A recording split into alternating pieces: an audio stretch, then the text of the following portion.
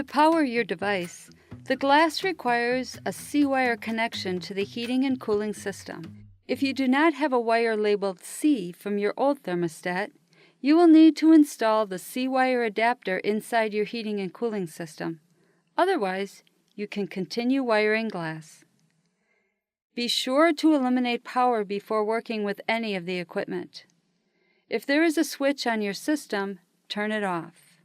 If there is no switch, find the circuit breaker that controls your system and turn it off. With the power off, remove the cover of your heating or cooling equipment.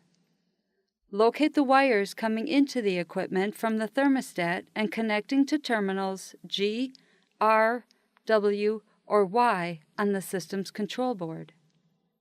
Note that, depending on your system, not all of these may be connected. Take a picture of the current configuration before removing the wires. You can use this for reference later. In many cases, additional wires may be connected to the terminals on the system's control board. When installing the C-wire adapter, be sure to leave those additional wires connected. Remove any connected G, R, W, or Y wires from their connections to the control board. Remember to only remove wires that are connected to the thermostat, leaving other wires that may be connected to the control board in their place, and connect them to the corresponding terminals on the C-wire adapter. If you do not have all 4 wires, connect what you have.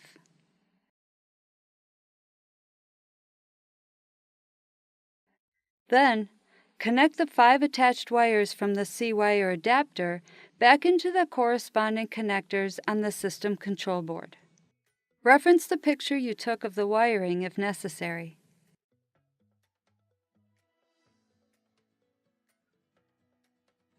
Reattach the cover to your system, and you're ready to continue installing your GLAS Smart Thermostat at the wall.